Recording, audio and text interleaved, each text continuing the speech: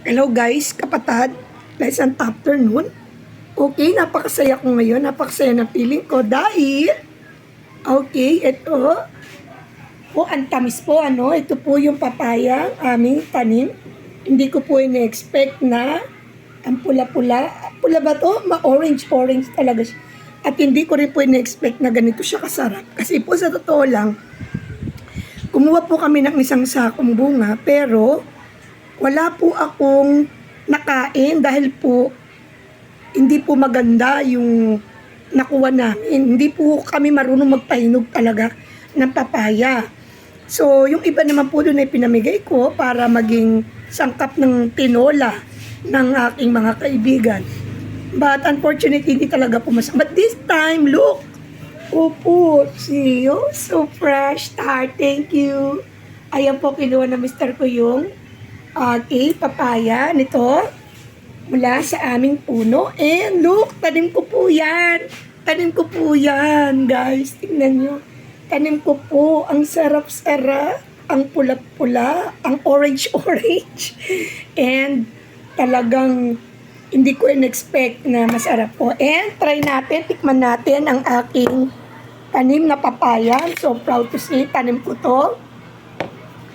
Kuha po tayo. Ayan. Try po natin to. And ayan po.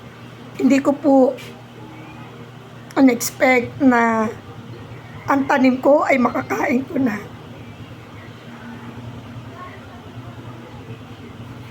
Ang sarap. Ang tamis. Wala pa nga. Mga kapatid, guys. I'm proud to say, ito po ay bunga ng fruit of labor ko. Bago ko po ito napalaki, naging negra po ako. Ayan, umitim po ako ng todo. Sunog ang aking porselanang balat. Ay, porselana.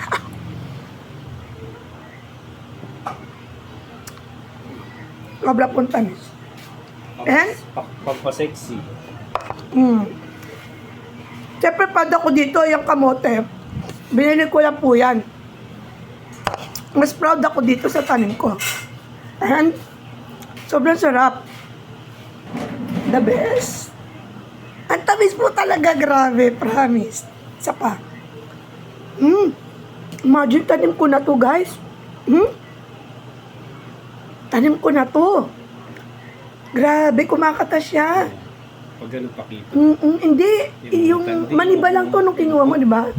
Oh, may, Pero may dilaw na siya. Hindi, yun. Dapat yun ang kinukuha kailangan natin. may dilaw ng konti. O next time yun ang kunin natin, no? Huwag ka kukuha ng green pa. Mga kapatid, guys. Sa susunod, tutur ko po kayo doon sa mga tinanim po namin mag-asawa. Okay, so hindi naman po para magyabang. Kung hindi para ipakita sa inyo na kapag may tinanim, may aanihin. No, gaya nito. Oh, so, ang sarap-sarap po talaga. And, kapag po bakasyon, kung makakapagtanim po ako, kahit hindi po ako magsasaka, Sige na naman. i-share ko po sa inyo kung paano magtanim, paano magpunla, no, paano magpunla mula dun sa seed or buto, paano natin siya ipunla at para maging ganito, maging bunga. And then, i-monitor po natin kung paano po nag-grow talaga ang isang halaman, no? So, ito po, no, pagpapatunay na may malaan Diyos mula sa buto, ngayon ay isa ng ganap na pagkain. So, yan lang po. Nais ko lang sa inyong ipabatid na ang buhay ay mahimala. Gaya ng prutas na to, hindi ko in-expect na mula dito sa ganitong buto, ganito po, ay magiging isa siyang pagkain bunga. Okay? And for that, thank you so much. Okay, hanggang sa muli, kakain na po muna ako dahil ang sarap po talaga, promise. Sige po Thank you.